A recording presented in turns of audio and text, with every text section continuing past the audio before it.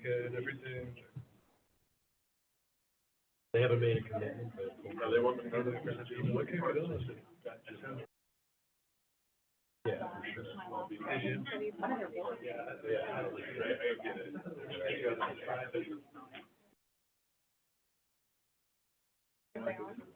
Well, Michael's on. Yeah. I can't see who else is. I know what version of better. I know. And so. Actually, I got it. I forgot how. Yeah. Well.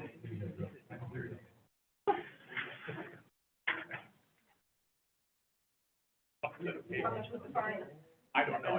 They made the 3 hour class. That's what would have made a difference to me. If they were like $500 to me the class. Give If the they were class, like I'm sure it is. $25, I would have been right here. But I'll do it. You don't have to do it all at once. I agree. Seems redundant. Yeah. I read through all through that. Different, but. All right, we're 9 o'clock, let's get going.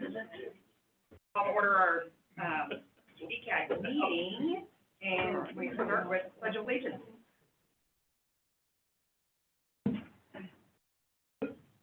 Pledge. I pledge allegiance to the flag of the United States of America and to the republic for which it stands, one nation, under God, indivisible, with liberty and justice for all. Roll call, please. Board Member Connolly.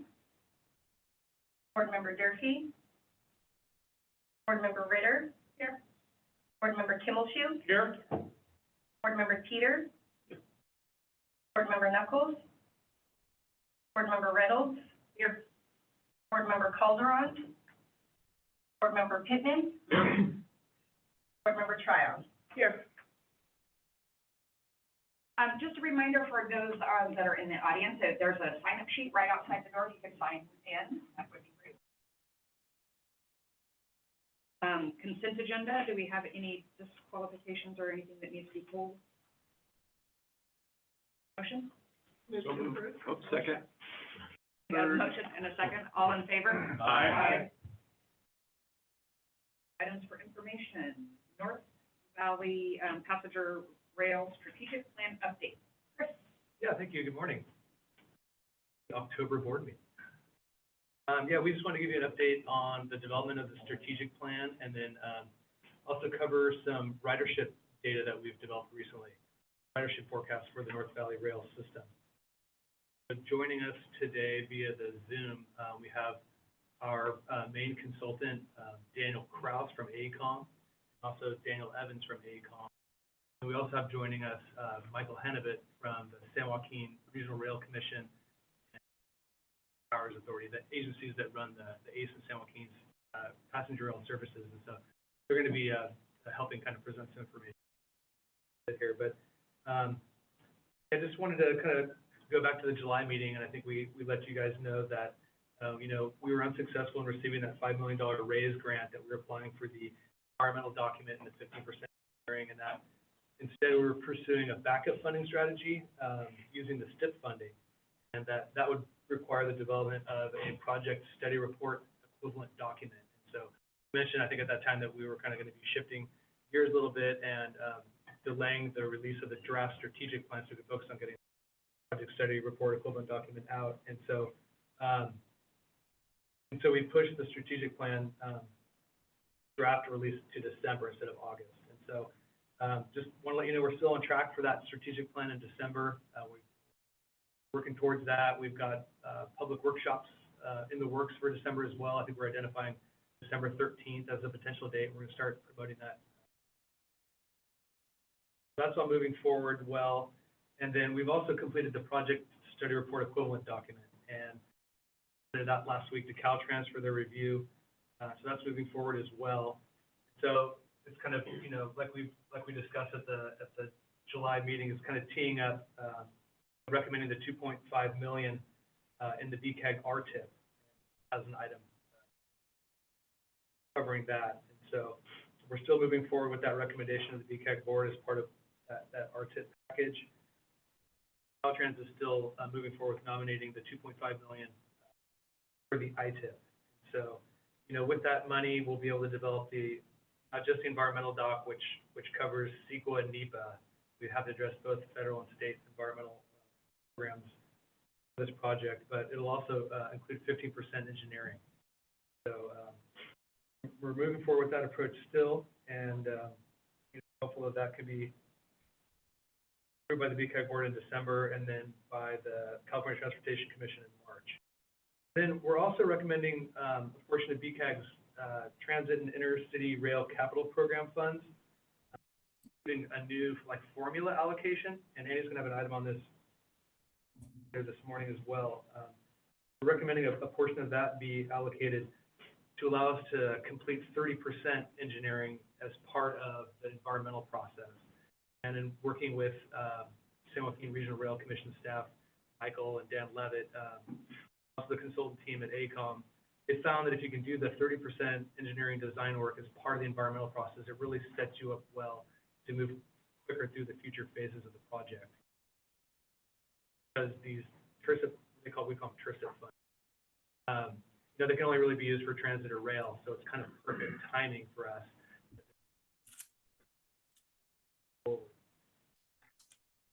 So, and I also want to mention that, we're coordinating with the Sacramento Area Council of Governments, kind of our counterpart agency in the Sacramento region, for them to contribute funding towards the project development phase of this project as well. And so we had a meeting with them last week, and they've agreed to kind of coordinate with us going forward. Phase.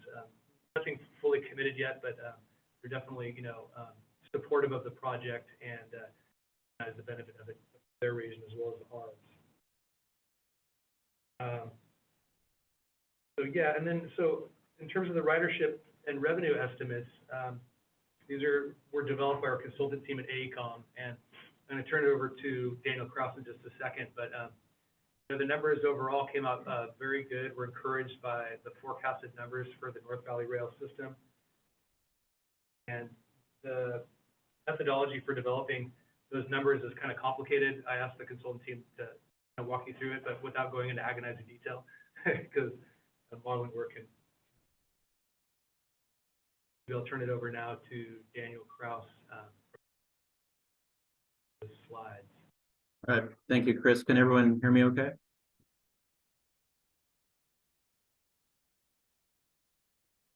Okay, is everyone, can everyone hear me okay? Just want to make sure. Yep. Yeah, I can hear you. Okay, well, thank you. Let me share my screen here.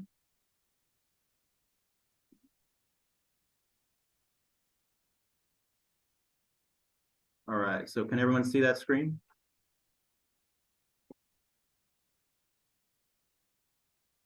Okay. All right, thanks, Chris, for the introduction. And again, my name is Daniel Krause with AECOM, and happy to be here. Thank you, members of the board and chair. Appreciate the time.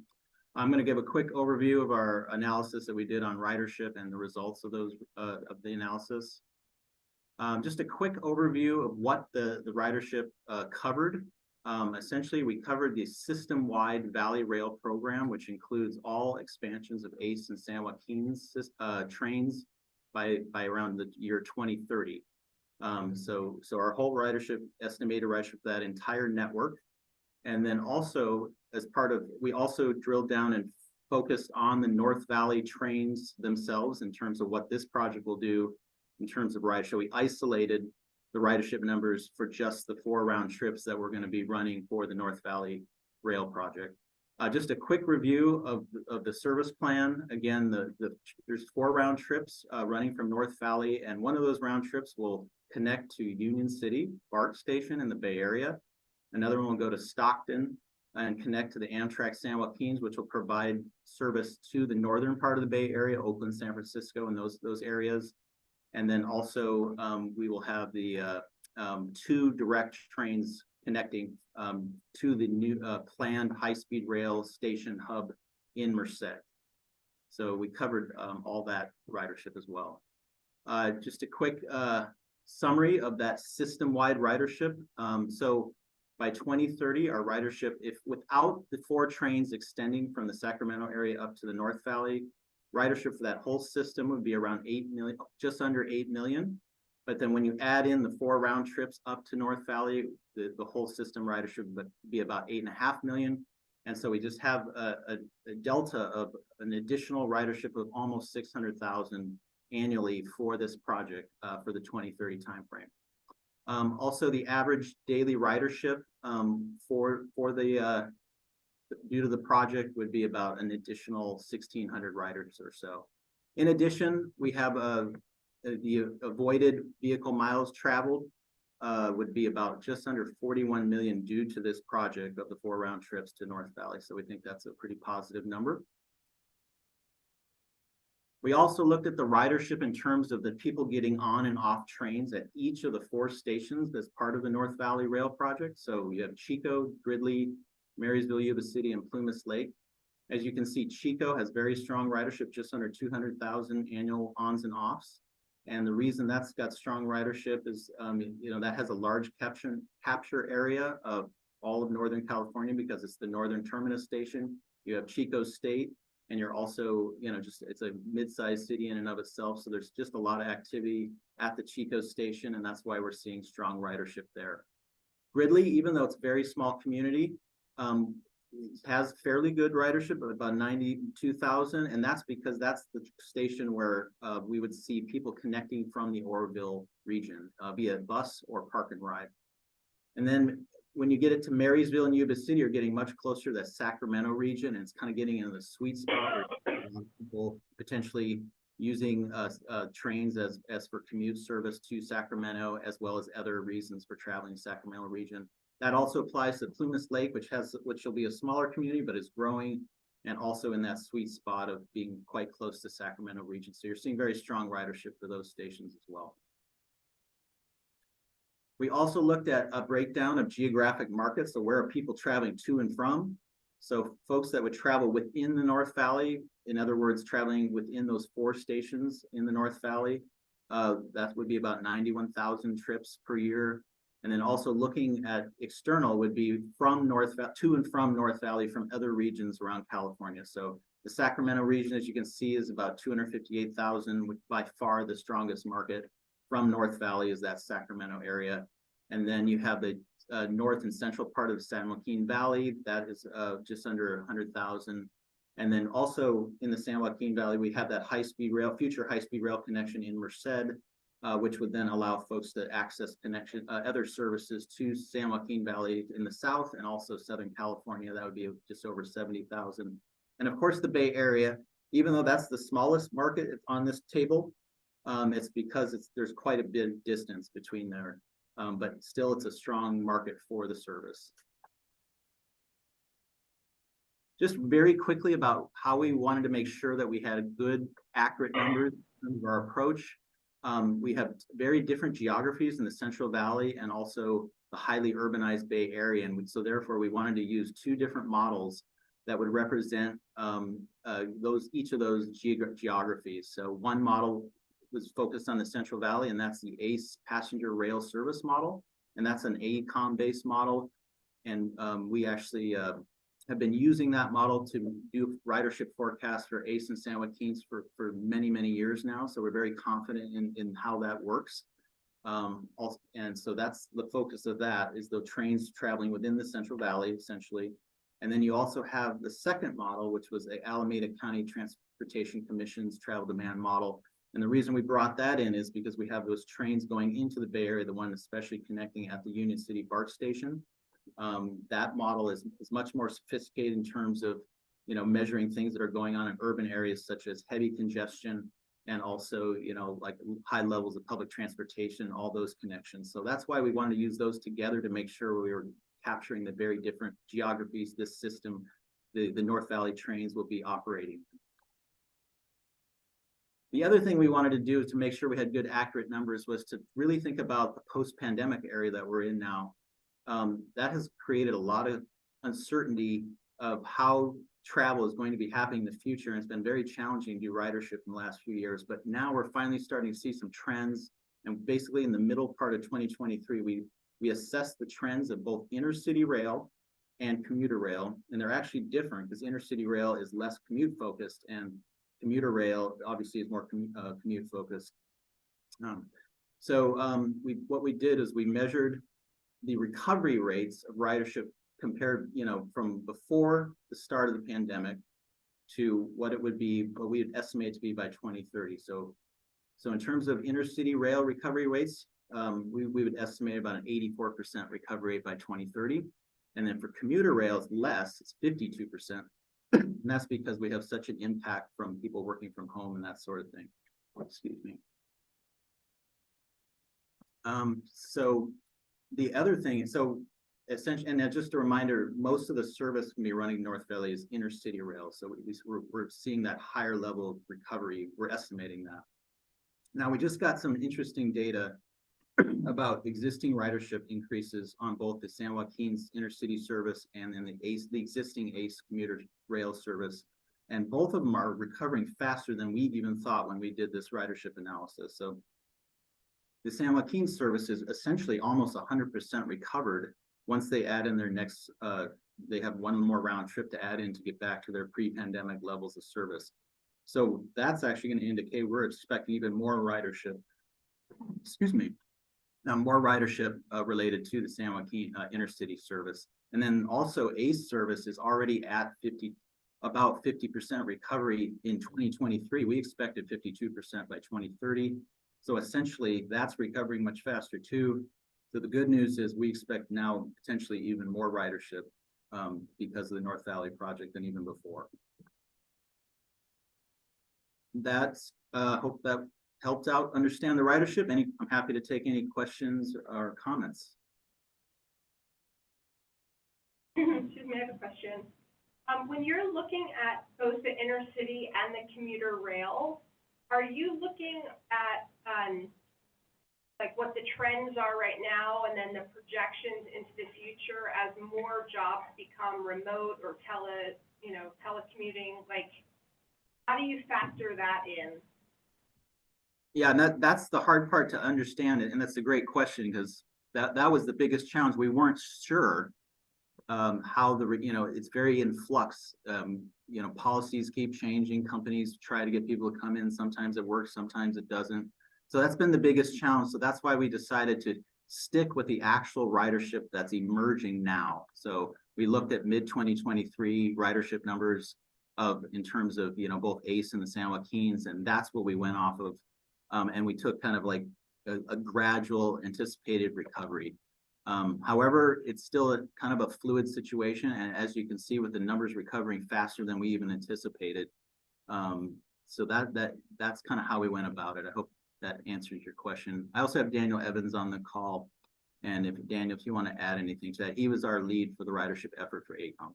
Yeah, one thing I wanted to add, thanks, Daniel. Hi, everyone, Daniel Evans. The other thing is the jobs question I think you asked.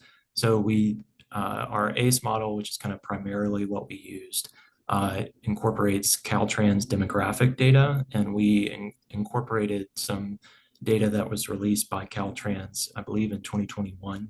And so that sort of captured some of the demographic impacts that Caltrans expected or is projecting itself. So I think we kind of, Daniel touched on the trend, the ridership data that we use for the intercity and commuter rail ridership.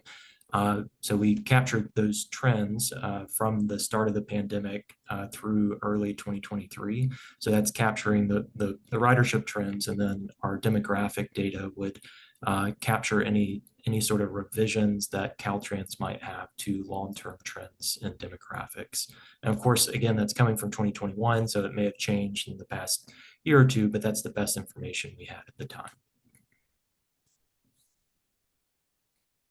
I've got a question.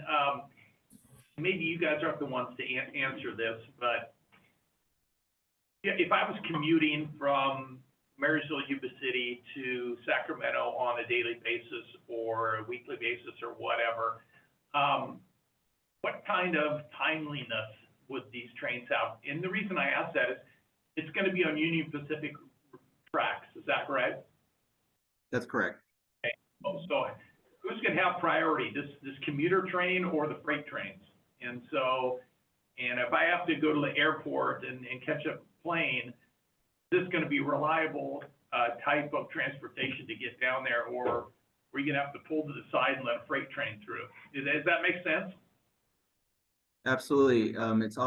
It's a great question. There's obviously always that concern. Our initial service plan is 4 round trips, so it's not a ton of service, but the idea is in the future that would increase. But this initial plan is quite, not that many trains. So because of that, we're not anticipating a huge conflict with UP. And also, I might have Michael Hannabit from SJRC chime in, but they'll be working with UP to making sure that agreements are in place to make sure there's priority for those passenger trains. Yeah, just briefly, we do expect to partner with UP quite extensively on this, and during the next phase of the project, we'll also be assessing what kind of improvements to the line are needed in coordination with UP to make sure that any conflicts are lessened to the greatest extent. And as Daniel mentioned, with the number of slots we have, the 4 round trips initially, we don't anticipate many conflicts as could be experienced in other corridors. So. Yeah, I think there would be a lot of ridership if it was reliable and it was on time. But I think if it was not on time or there's conflicts with Union Pacific, I don't know that those ridership numbers, would be accurate. That's just my opinion. Yeah, I can. Go ahead, Michael. Yeah, sorry. I was just going to mention too, our ACE service runs entirely on UP's corridor from Stockton to San Jose, and actually has about a 95% on-time performance record, even currently. So, in coordination with UP and the work that we and service we currently provide, we have some good level of confidence that we can, hopefully maintain that going forward as well. How many trips does that route have a day? Right now is 4 round trips. I'll actually be presenting on that just after this as well. I was going to add, if I could, real quick, that we'll be coordinating with UP, like they indicated, to determine where we'll need a double track, and that'll help resolve that issue of one thing for the other. It'll allow a lot of passing opportunities to keep UP freight on time, and they recognize that we have a timetable that we need to stick to as well. So we'll be moving into that next phase, hopefully next year, with the funding to work with UP. They have a model that they use where they can model all of this and where the trains might meet. And I would suggest that's where you want to double track. So the kind of service levels that Michael was indicating. Kind of a short question, but what's going to help people ride this is what's the time difference going to be from driving it to riding? I realize riding is obviously a lot easier than having a car, but I think the other thing that's going to sell people on this is what's your actual travel time. So let's say from Chico to Sacramento. Have you predicted that? Yeah, I can answer that one. Yeah, we have, and it's 90 minutes from Chico Station to the Midtown Sacramento Station. About exactly what it takes to drive down there. We were really pleased when we did that modeling work and all that time. And I can't quite recall what it is like from you, the city, to about what it takes to drive. So those are great numbers, because I know personally, it takes twice as long to take the train. I'll probably drive, but it takes about the same amount of time. Taking the train could be really nice. I used to take the separate route of Oroville to Sacramento, right down to the minute time, but along Marysville, and that was it. Effort was really good on time, and it was nice because it actually emptied in downtown Sacramento on very close to J Street. So, of course, we're not talking about there, but it can happen. So it's a good thing. We have an 8-page brochure on the North Valley Rail webpage. It kind of has a diagram showing like how cheap it'll take. So Times will sell the ridership. Do you know about how much it's gonna cost? So right now, we're kind of working with the total cost range. We need to get into the details with Union Pacific regarding how much track improvement is going to be required. They also allow a process where it's called capital access fees, where we're able to pay UP rather than actually do the improvements to the track themselves. And that can save a lot of money, because then you're not having to design those improvements, you're simply paying UP. So, we're sort of in the sort of $280 to $500 million range. kind of the rough estimate we're working with right now. And, you know, like I said, that's gonna get refined as we move forward, coordinate more with UP, get a better idea of where track improvements are gonna be needed, how much, and then also whether we can take this capital access fee approach where we don't have to pay for the design and construction of these, you know, parallel tracks. We can simply pay UP. They could put that funding towards, you know, wherever they need, so. How much is a trip down there going to cost the rider? Because we have an estimated amount. Right. Question, I'll let Michael answer. It'll be about what the Ace and San Joaquin fares are. I know it's not finalized yet, obviously, Sure. but approximately. Well, we're actually working on a fair plan. I mean, it won't be detailed, we're at a planning level, but we'll start looking at, it will be similar, be based on the current rate structure of Ace and San Joaquin's. And so when we issue the final, draft final report, you'll be able to see that.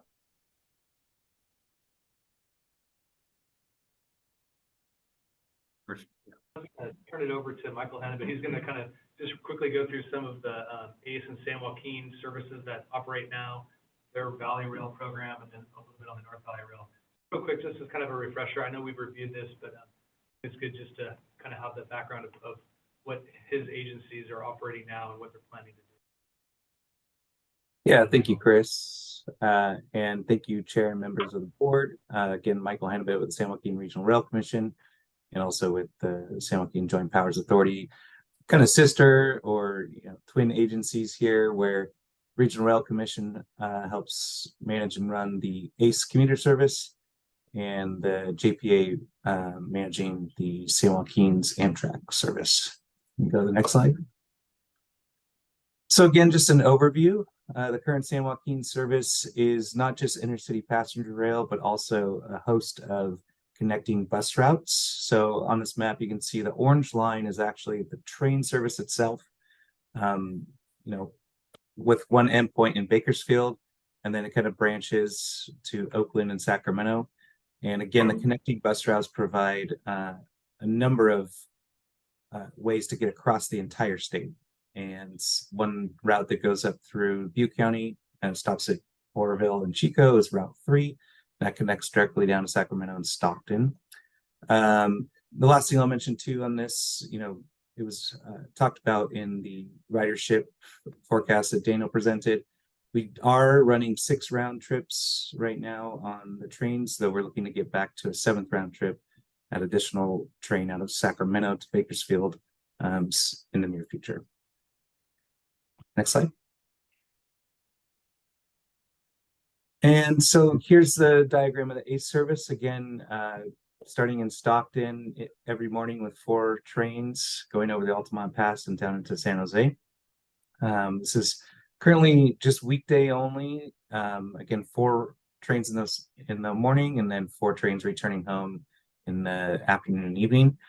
We are though also partnered with Levi Stadium right now and running special trains, as we call them, to every home 49ers game and certain concerts that are hosted there at Levi Stadium, which is at the Great America station there on the map.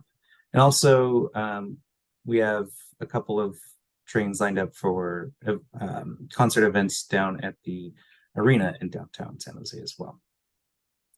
Next slide. And many of you may have seen this diagram before. This is, again, the Valley Rail program that we are currently implementing. And from this diagram, you can see it's an expansion of both the San Joaquin's and ACE services. Currently, we have secured about $1.6 billion in state and other funding sources to help bring this to fruition. And we're looking to start construction on the first station elements next year as well. The solid lines here kind of represent what's been approved and environmentally cleared. And you can see the extensions to Union City and up north past the Tahoma station. Those are in the next phase of environmental review. And so, again, we're looking to start construction next year and have the first trains on this new program and these new service routes by 2026. Next slide. And this is kind of a great, more accurate diagram and map of the Valley Rail program, including now the North Valley Rail in green there.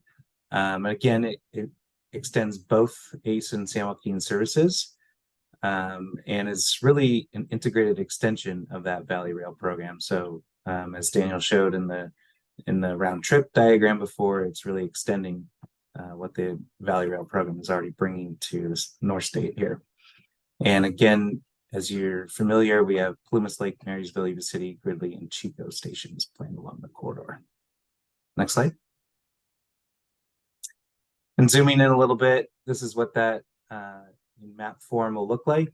You can see the 4 stations of the North Valley Rail program, as well as Natomas will actually be expanded and improved to help facilitate the round trips going north. Also in this diagram, you can see the routing for the shuttles between Oroville and Gridley, and from the Natomas to Sacramento International Airport. Again, 4 round trips are proposed with this, which is also pretty exciting for us when we look at the ridership forecasts. You know, 4 round trips is not a lot of service initially, but seeing the strong numbers that we are, and especially with our current ridership trends going in a positive direction, we're really excited to not just continue working on this, but to bring the service that's really forecasted and demanded from the Butte County area, and certainly Sutter and Yuba counties as well. So we've enjoyed a really great partnership with BCAG and the staff there. It's been a great working relationship, and we're excited to kind of move from this initial planning phase and get work started on the environmental phase, hopefully mid next year. That's all I have for now. Again, I was just wanted to refamiliarize the board with who we are as the rail service providers, and happy to take any questions. Michael, with the potential riders that are going to ride to the airport, do you have any baggage restrictions or quantity of baggage? Thinking of those folks that are going to the airport. So currently we do offer a check bag service on San Joaquin's, and that's certainly something that can be looked at taken forward. We don't have any particular baggage restrictions, and there with that check service, it would be kind of a reservation. In working with our operator, we can certainly help refine how that looks, and if there are any kind of constraints moving forward, we can certainly put that in the analysis. Your trains, do you actually have room around the seats for typical baggage? Some have kind of the overhead racks, and then there are some baggage or luggage areas in some of the cars on the San Joaquin service right now.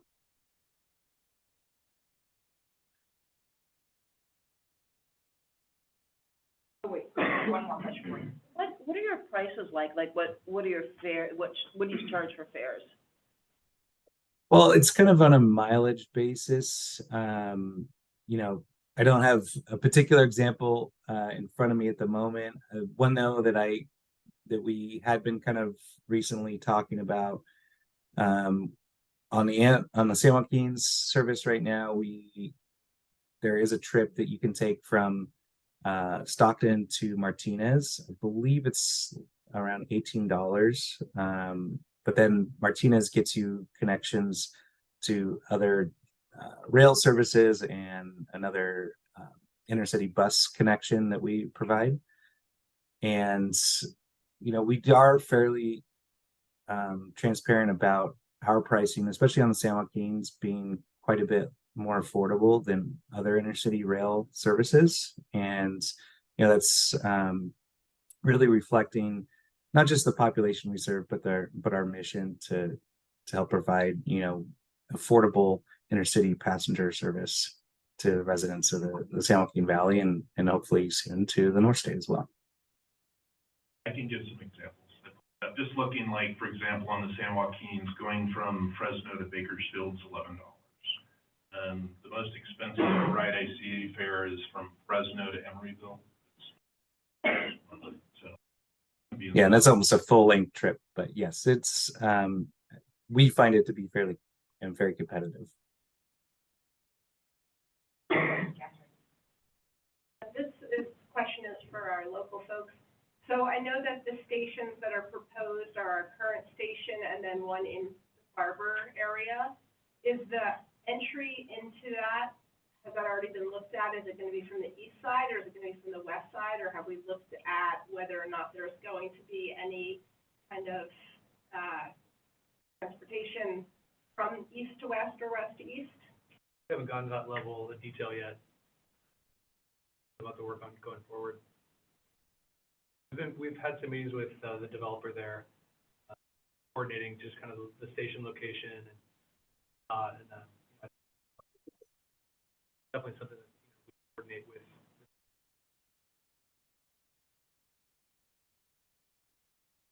And have we talked to Union Pacific about this? Because I thought the last time we spoke about that, just in relationship to buses and transportation in South Chico, not to any crossing. No, UP is very, very open to the potential for a station at Barber Yard. We had a few meetings back and forth with them. We refined our concept there for the station. They wouldn't really weigh in on surface roads and bus transportation, that sort of thing. What they weigh in on is the platform and where that's located and how to get on and off the train and making sure the tracks are protected from pedestrians possibly getting on them, things like that. A little bit of a hang up with that spur that takes off to the east towards our street area. We were able to work out a solution with that where we could keep that open for them and still. That's still in play. You know, we're planning on bringing both of those locations forward to the environmental process and reviewing both of them.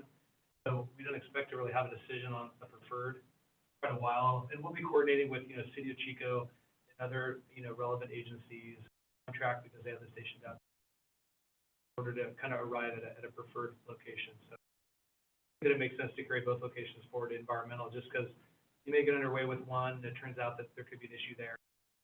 The environmental process, again, on the other station had a big delay. So we're carrying both through and I think any sort of ingress egress issues at Barber Yard, you know, I would think that there were some solutions that would work there. And heard the concerns of the neighbors, maybe that they don't want to increase traffic. And so if we were to go at that location, we would certainly be working with city, community members to like do all we could to mitigate that. And some positive improvements to those roadways for and lighting and things like that, and traffic calming devices and whatever else, should that be the direction.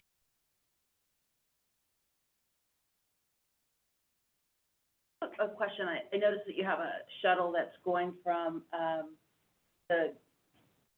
Oroville to the Gridley station. Will there also be a shuttle coming out of Paradise into Chico? That's something we'll look at. So we're going to look at all the transit systems and how they relate to the train schedule at the different stations as we get closer to all that. So we would definitely have the ability as the operators of the B line to adjust routes and timing to make it better and more convenient for Paradise and anyone within that sort of route system to get. I would expect that's part of our process. It'd be great if we could pair that up with the new transit station. Yeah, I think it's just a matter of looking at the timing and making some adjustments. I just want to add one last thing that, the 4 round trips, this is an initial service. This California State Rail Plan envisions hourly service on this corridor by 2050, and then also extending up to Red Bluff and Redding. And so, there's a lot of state interest in that extension to Redding as well. So this is, kind of an initial service shipping. One of my questions is, has Red Bluff or Redding weighed in, or are they one? Most definitely. Yeah, I can say they're certainly interested, though they are also aware that we have to get this initial extension done, and then we'll be looking towards them in the future as well.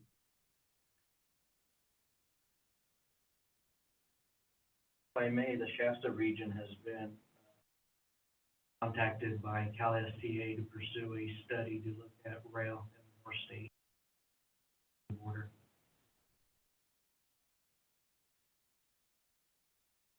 Right. Moving on to, item 6, 2024 Regional Transportation. Yes, good morning, Board. BCAG is required to prepare and adopt a regional transportation improvement program by December 15th for the 2024 State Transportation Improvement Program. A few months ago, staff issued a call for projects for the 2024 RTIP with a funding target of $8.4 million. Staff received 8 project submittals totaling over $20 million and have reviewed each of these projects. Staff has developed a draft recommendations list for the board's consideration prior to preparing the RTIP document. First table, Table 1, in your agenda packet, identifies those programming recommendations that were reviewed with BCAG's transportation on October 5th. On that list, you'll see 4 projects are recommended for funding. The second table identifies the projects not recommended for programming in the 2024 RTIP and identifies a funding strategy that is better suited for funding those projects. Not recommended in the RTIP doesn't mean we're. The recommendations presented meet the requirements identified in the STIP guidelines and are in alignment with the Climate Action Plan for Transportation Infrastructure, the CAPDI, adopted by the California State Transportation. While the RTIP recommendations are above BCAG's programming target of $8.4 million, are considered a small region and are able to recommend up to 200% of that funding target. Whether or not we get it, we don't know yet. And we will not know until the California Transportation Commission has received all of the statewide RTIPs and the counterpart, Caltrans's interregional transportation. Those recommendations were supposed to be released last week. I'm not. As soon as we get word, because in the ITIP, BCAG has recommended programming of $2.5 million for the passenger rail project that Chris just presented, $1.5 million in Caltrans's funds in their. Be happy to talk about any of those 4 particular projects. This is the same list of projects that was previously presented to the board last month. For the projects submitted and not recommended for the RTIP, staff will bring this back at the December board meeting with the State Route 99 Southgate Interchange project is not recommended for programming due to financial constraints. Again, this was presented to the committee, and we do have the committee support on this strategy. Be happy to entertain any questions you may have. The Southgate interchange was not chosen just strictly for financial reasons? It's not in alignment with CAPTI, but the primary reason is financial constraint. The Southgate project is included in the current regional transportation plan just for preliminary engineering, and that enables the city of Chico to work and engage with Caltrans. But there is no long-term funding strategy for that project. Will there ever be, or is it just a matter of we're just going to let it go at this? That's up to the city of Chico. It's a big project, and our shares, our STIP shares have been going down. With, as you can see, a higher emphasis by the California State Transportation Agency to promote passenger rail transit. And you see that in the recommendations, and you'll hear more about further investments in transit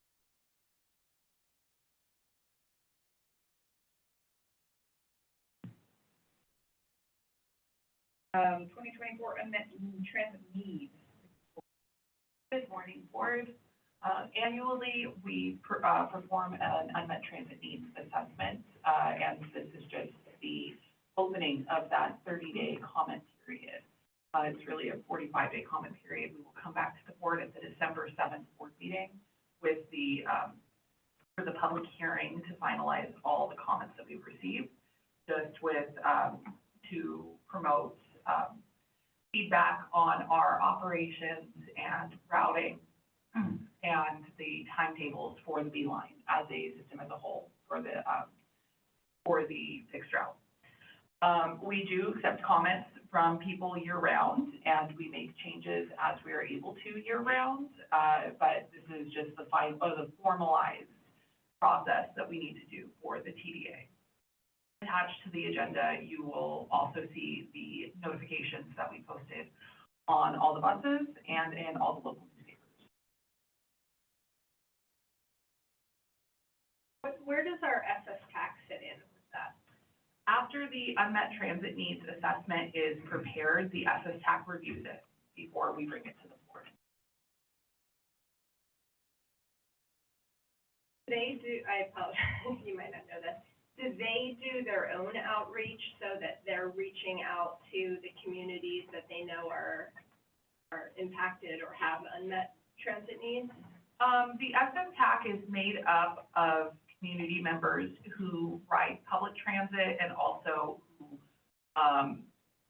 are representative of groups that ride public transit.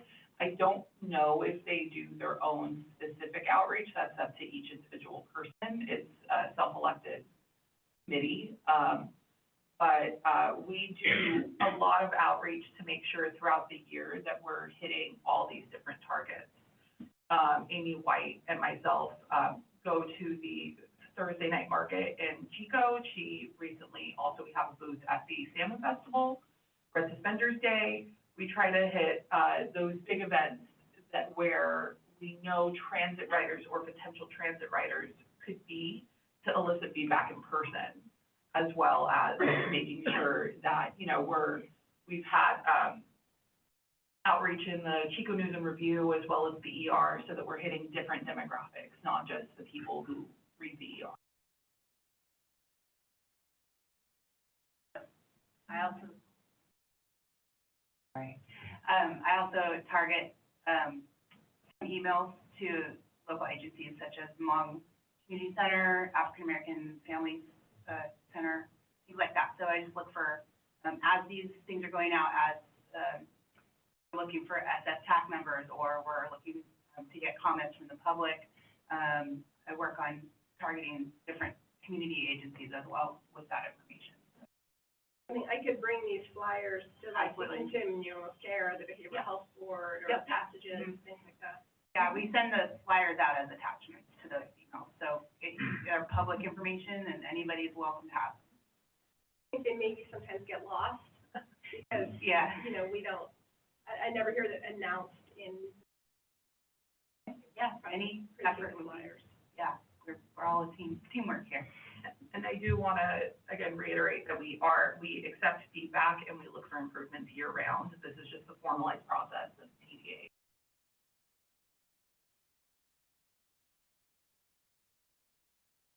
Action items, approval of the transit and intercity rail capital program and zero emission transit capital program allocation. Thank you, Board. In following up with both Chris's item on the update for the rail and Yvonne's item with the RTIP, this particular item is the one that involves a large commitment of actually begin moving the North Valley project forward, as well as the zero emissions. So I just wanted to provide a little bit of a background in that on July 7th, Assembly Bills 102 and Senate Bill 125 were chaptered.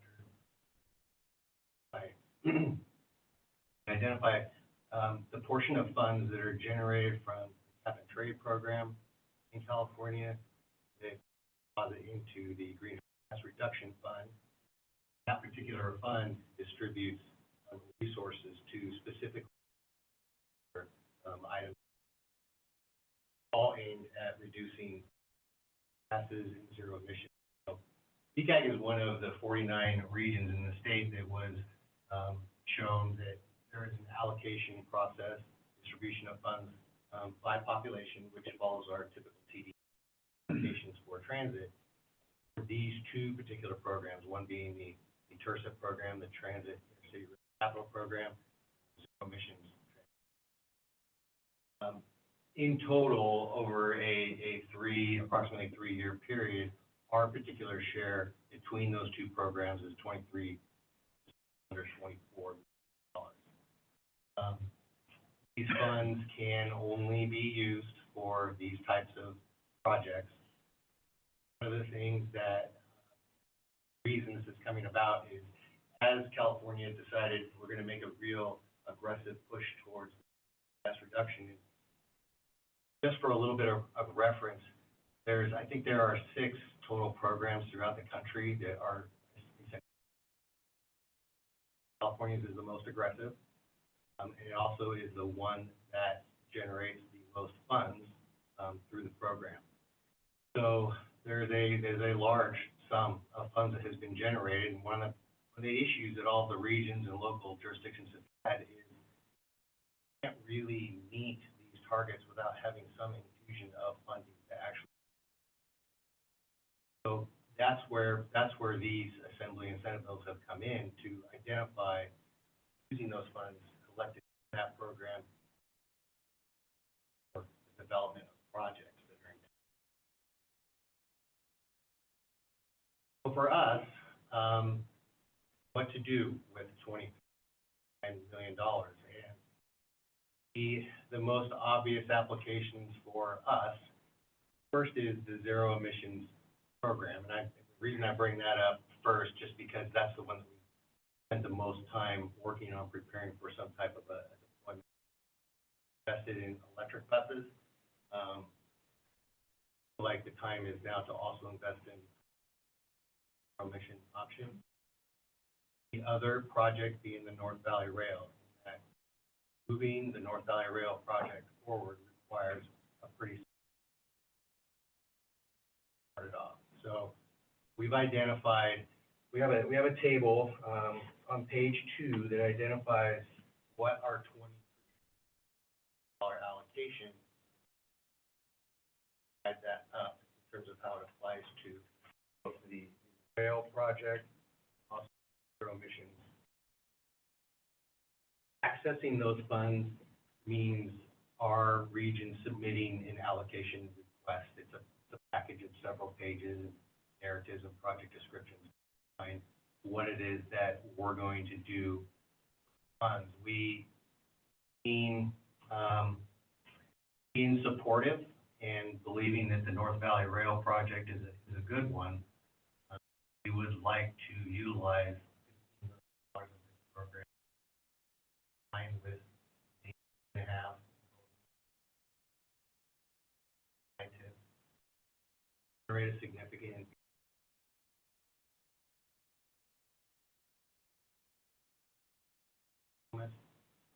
also begin some of the initial. Our agency, we would not be the lead agency for the development of the environmental document, but responsible agency contract.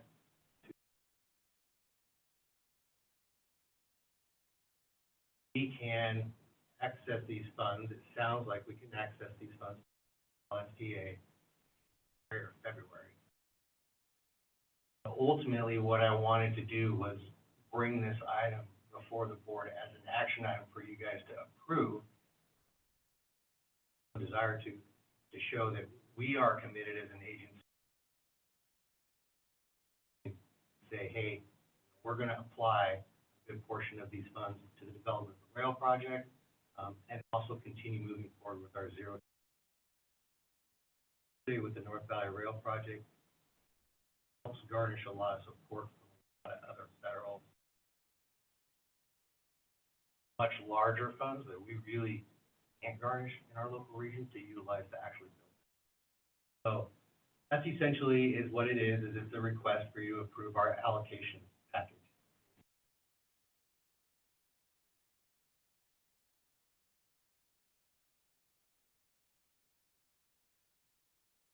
add that, we have at least 3 projects in Orville that are biomass to produce hydrogen, so. Path forward. Good, and there works with the.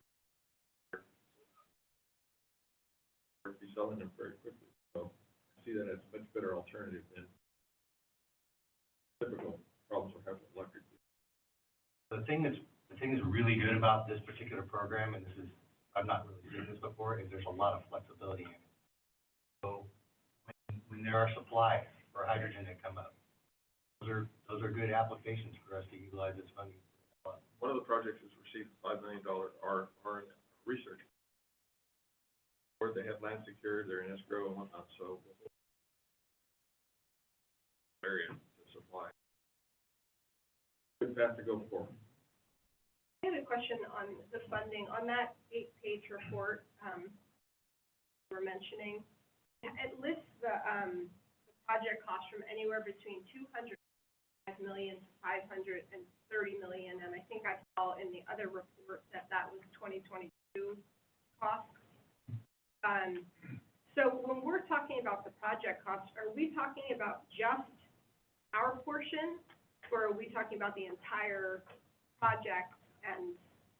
The entire project, and it includes environmental, the design work, right-of-way acquisition, and construction. I mentioned earlier that there's a range because we still need more discussions with Union Pacific Railroad about what exactly the improvements will be, their modeling work.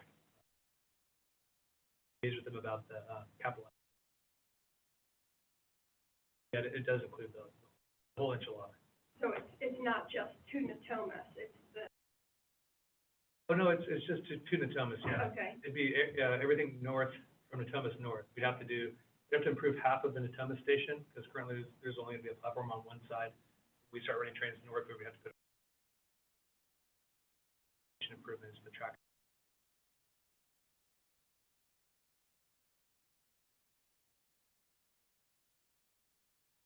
Motion? Move to approve? Those in favor? Aye. Aye. On to items from the floor. Does anybody from the public would like to speak? We are adjourning then to our December 7th meeting, so